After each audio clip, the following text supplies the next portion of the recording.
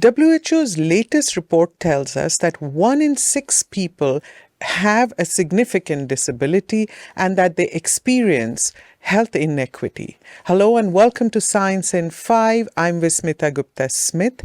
We are talking to Darryl Barrett today. Welcome, Darryl. Darryl, speak to us about these health inequities. Well, quite simply, persons with disabilities are dying earlier compared to the rest of the population, up to 20 years earlier. We also see that persons with disabilities are at double the risk of developing certain health conditions such as stroke, anxiety, diabetes, or depression. And thirdly, we see that persons with disabilities have more difficulties in day-to-day functioning. So an inaccessible health facility could be up to 6 times more limiting for persons with disabilities. Now, it's important that we understand that these health inequities are not due to the underlying health condition related to disability, but are actually due to conditions that are unfair, unjust, and avoidable. Darryl, are people facing these inequities because of their disabilities? I should explain that disability is different to a health condition. They're not the same.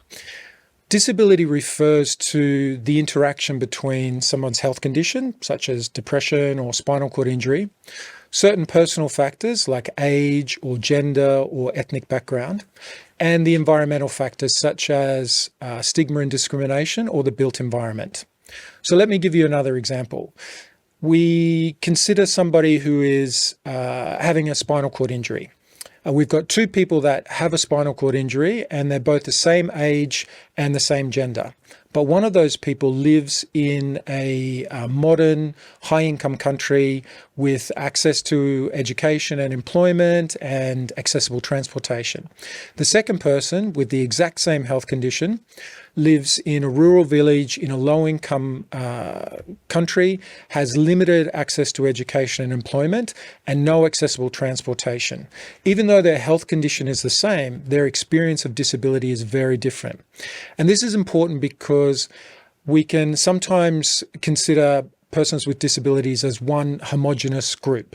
But in fact, persons with disabilities are a very diverse group and represented in every country, every culture, every age group. Darryl, talk to us about the factors that contribute to these health inequities and who needs to act to address them. So there are a range of contributing factors to health inequities for persons with disabilities. So we can look at some examples. So stigma and discrimination is a major barrier for persons with disabilities. We know that there are many places around the world where people with disabilities are still unable to make their own decisions about their healthcare choices, and that has an impact. Poverty is another driver and contributing factor. When people experience poverty, they are locked out of education and employment opportunities, which impact directly on their health. And we know that people with disabilities disproportionately experience poverty compared to the rest of the population. Another set of factors relates to disease risk factors themselves. So when we talk about disease risk factors, we're looking at things such as alcohol consumption or tobacco consumption or the amount of physical activity that somebody gets. Now, persons with disabilities are often left behind or excluded from health promotion activities, often because they're not in accessible formats. So if we're creating a campaign on immunization or on healthy eating or physical activity, we need to make sure that those health promotion campaigns are produced in Braille or are in verbal format or in easy read format so that persons with intellectual disability are able to take control and understand what they need to do. And then the last set of contributing factors relates to the health system itself.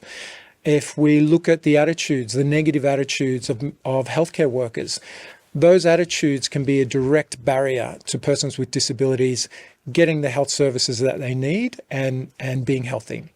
Now, in terms of who's responsible for taking action? Well, all of us have a role to play, but ultimately it's up to governments to show leadership. Governments could show leadership among all health sector partners by making sure that persons with disabilities are included in program design and implementation. And if If governments and health sector partners included the representative organisations of persons with disabilities in those processes, it would make a massive step in addressing these health inequities that we have presented. Thank you, Darryl. That was Science in 5 today. Until next time then, stay safe, stay healthy, and stick with science.